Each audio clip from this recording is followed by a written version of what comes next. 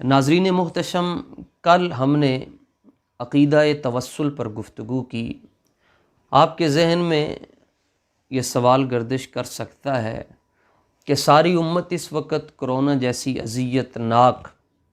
اور دردناک مصیبت میں مبتلا ہے، تو ان حالات کے اندر توسل کے عقیدے کو بیان کرنے کا کیا معنی اور چہ مفہوم۔ اس سلسلہ میں گزارش ہے کہ جہاں جان بچانا فرض ہے، وہاں ایمان بچانا تو سب سے بڑا فرض ہے۔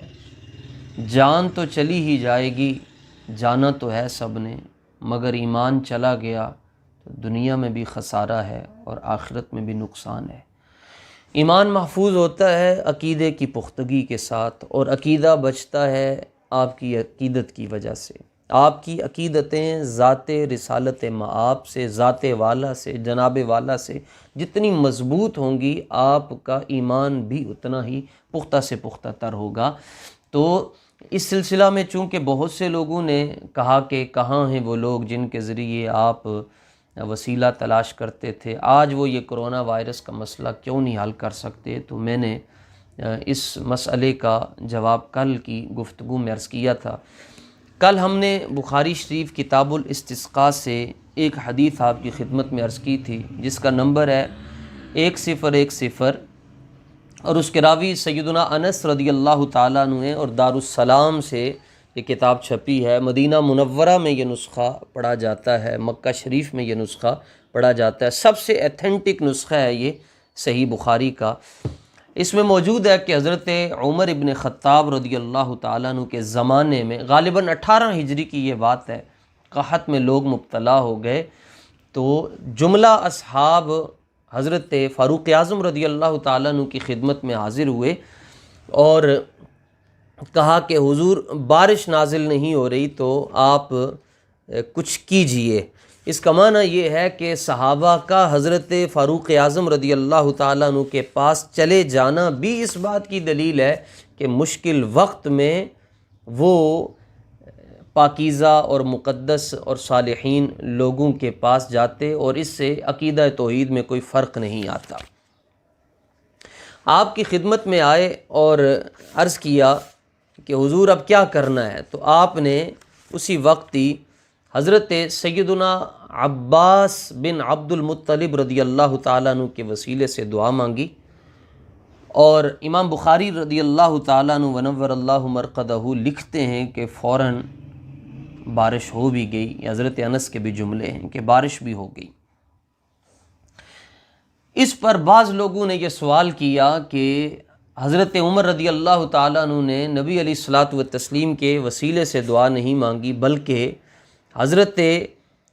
عباس رضی اللہ تعالیٰ عنہ کے وسیلے سے دعا مانگی، جس سے ثابت یہ ہوتا ہے کہ ان کا یہ عقیدہ تھا کہ حضور زندہ نہیں ہیں۔ حالانکہ یہ کسی لفظ سے ثابت نہیں ہوتا، بلکہ اس سے تو یہ ثابت ہوتا ہے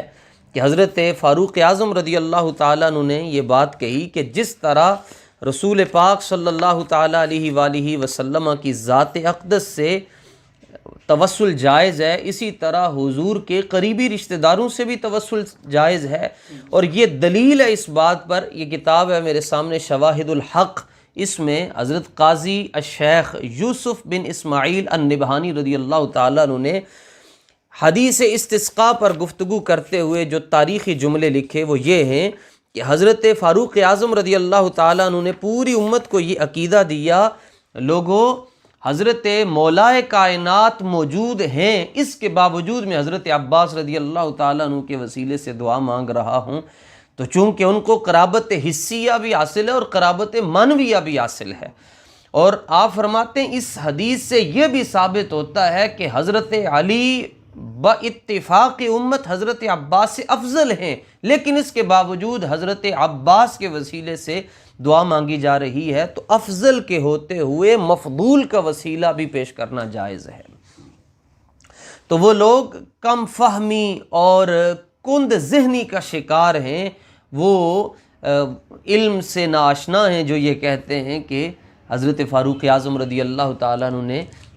زندہ کا وسیلہ پیش کیا، اور ان کا یہ عقیدہ تھا کہ آقا علیہ الصلوۃ والتسلیم حیات نہیں ہے، بلکہ ان کا تو یہ عقیدہ تھا کہ حضور کے وصال پرملال پر حضرت فاروق اعظم نے تو تلوار اٹھائی اور کہا کہ جس نے یہ کہا کہ حضور دنیا سے چلے گئے میں اس کی گردن قلم کر دوں گا۔ ان کا یہی عقیدہ تھا جو تاجدار بریلی کہہ گئے، تو زندہ ہے واللہ، تو زندہ ہے واللہ، میری چشم عالم سے چھپ جانے والے۔ آج بھی میں آپ کی خدمت میں بخاری شریف سے ایک روایت پیش کرنا چاہتا ہوں، آپ سے میں گزارش کروں گا کہ اس پر بڑی توجہ فرمائیں گے، انشاءاللہ آپ کا عقیدہ بچ جائے گا۔ جہاں کرونا وائرس کی وبا سے اپنی جان کو بچانے کے لیے آپ ہر احتیاطی تدبیر کو بروئے کار لاتے ہیں، وہاں ایمان جیسی نعمت عظمیٰ کو بچانے کے لیے بھی آپ کو علماء اسلام کے دامن کو تھامنا پڑے گا۔ اور چونکہ اللہ تعالیٰ نے ایمان اور تقوی اختیار کرنے کے بعد فرمایا ہے وابتغوا الیہ الوسیلہ، فرمایا میری بارگاہ تک پہنچنے کے لیے ایمان اور تقوی کافی نہیں ہے۔ اگر یہ کافی ہوتا تو اس کے بعد اللہ وابتغوا الیہ الوسیلہ نہ فرماتا۔ وابتغوا الیہ الوسیلہ کا امر اور حکم بتا رہا ہے ایمان اور تقوی بچانا چاہتے ہو تو تمہیں مرشد کامل کے ساتھ ساتھ وسیلے کی بھی ضرورت پڑے گی۔ امام بخاری رحمۃ اللہ تعالی علیہ کی صحیح بخاری میں پیش کر رہا ہوں، صفحہ نمبر 815 ہے، انٹرنیشنل نمبرنگ ہے پیج کی، اور حدیث نمبر ہے 4712۔ یہ حدیث شفاعت کے نام سے یہ حدیث ہے۔ مشہور ہے قیامت کے دن لوگ سب سے پہلے جب پسینے میں مبتلا ہوں گے، کوئی گھٹنوں تک ہوگا، کوئی ٹخنوں تک ہوگا، کوئی آدھے پیٹ تک ہوگا، کوئی گردن تک ہوگا، کوئی سر سے لے کر پاؤں تک پسینے میں ڈوبا ہوگا، اور ہر ایک چاہتا ہوگا کہ مسئلہ حل ہو جائے، تو اس وقت مخلوق کے دل میں الہام کیا جائے گا، یہ بات ڈالی جائے گی کہ تم اللہ کے نبیوں کے پاس جاؤ۔ اب وہ الہام کون ڈالے گا؟ وہ اللہ سبحانہ و تعالیٰ کی ذات ہے۔ آپ غور کیجئے، خدا خود ہے، اس کے باوجود اپنی مخلوق کے دل میں یہ بات ڈال رہا ہے کہ تم نبیوں کے پاس جاؤ، تم غیر اللہ کے پاس جاؤ۔ اس کا مطلب یہ ہے کہ اگر تو یہ عقیدہ شرک ہے تو پھر تو اللہ تعالیٰ خود بھیج رہا ہے شرک کی طرف۔ لوگ سب سے پہلے سیدنا ابو البشر حضرت آدم علیہ السلام کی خدمت میں آئیں گے اور کہیں گے حضور انت ابو البشر خلقک اللہ بیدیہ، آپ ابو البشر ہیں اور اللہ سبحانہ و تعالیٰ نے آپ کو دست قدرت سے تخلیق فرمایا ہے، تو الا تری الی ما نحن فیہ، ہم جس مشکل میں ڈوبے ہیں آپ دیکھ رہے ہیں، آپ ہماری دستگیری فرمائیں، آپ ہماری مدد فرمائیں۔ تو حضرت آدم علیہ السلام یہ نہیں کہیں گے کہ تم جانتے نہیں ہو کہ غیر اللہ سے مدد مانگنے سے بندہ کافر اور مشرک ہو جاتا ہے،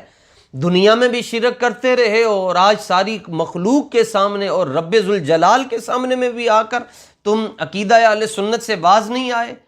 تم یہاں بھی بریلویت پھیلا رہے ہو۔ حضرت آدم علیہ الصلوۃ والتسلیم ارشاد فرمائیں گے ان ربی قد غضب اليوم غضبا لم یغضب قبلہ مثلہ، اور فرمائیں گے اللہ سبحانہ و تعالیٰ جس قدر آج جلال میں ہے اس سے پہلے اس قدر جلال میں نہیں آیا۔ باقی رہ گیا مسئلہ کہ شفاعت کروں اور میں اللہ کی بارگاہ میں سفارش کروں، نفسی نفسی نفسی، یہ میرا منصب نہیں ہے۔ آگے جاؤ تم، اذهبوا الی نوح، تم نوح علیہ السلام کی طرف جاؤ، فیأتون نوحا، پھر وہ نوح علیہ السلام کی بارگاہ میں آئیں گے، نوح علیہ السلام بھی یہی جواب عطا کریں گے۔ پھر نوح علیہ السلام کہیں گے اذهبوا الی ابراہیم، پھر ابراہیم علیہ السلام جد الانبیاء ہیں، پھر کہیں گے نفسی نفسی اذهبوا الی غیری، یعنی اذهبوا الی موسیٰ، نوح علیہ السلام حضرت ابراہیم کی طرف اور وہ حضرت موسیٰ کی طرف بھیجیں گے، اور حضرت موسیٰ علیہ السلام حضرت عیسیٰ کی طرف بھیجیں گے۔ گویا آپ غور کیجئے، یہ جتنے انبیاء ہیں یہ سارے کے سارے اولو العزم ہیں، رسولوں میں بھی سب سے افضل ہیں، انبیاء میں بھی سب سے افضل ہیں، اور یہ امت کو کون سے عقیدے پر چلا رہے ہیں، حتیٰ کہ امت حضرت عیسیٰ کے پاس آئے گی۔ اب عیسیٰ علیہ السلام یہ نہیں کہیں گے کہ اب تم کسی اور نبی کے پاس جاؤ، بلکہ وہ یہ کہیں گے اذهبوا الی محمد صلی اللہ علیہ وآلہ وسلم۔ اگر آج تم محشر کی گرمی سے بچنا چاہتے ہو، اس دھوپ سے بچنا چاہتے ہو، اور اس کی جو تکلیفیں اس سے نجات حاصل کرنا چاہتے ہو تو تم رسول پاک صلی اللہ علیہ وآلہ وسلم کی طرف چلے جاؤ۔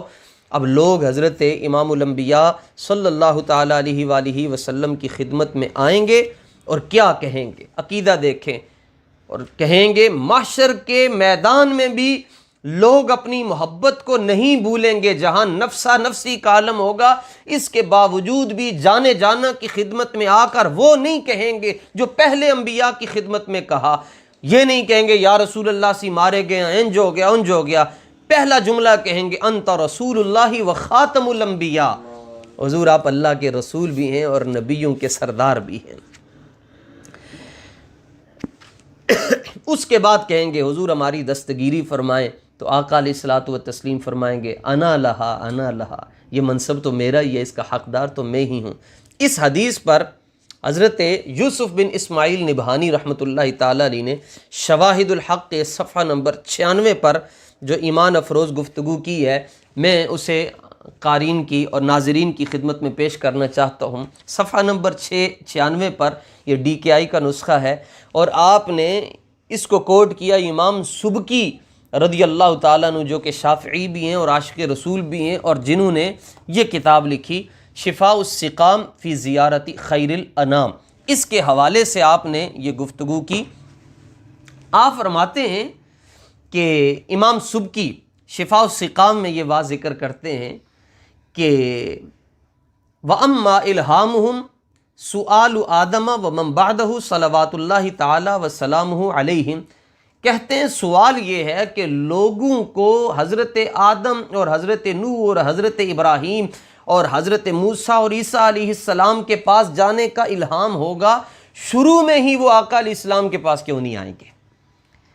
آخر میں بھی تو ادھر جانا ہے، انہیں پہلے یہ الہام کیا جا رہا ہے کہ آپ آدم و نوح اور ابراہیم اور موسیٰ اور عیسیٰ کے پاس جاؤ، تو ان کے ذہن میں اور ان کے دل میں یہ بات شروع میں ہی کیوں نہیں ڈالی جائے گی؟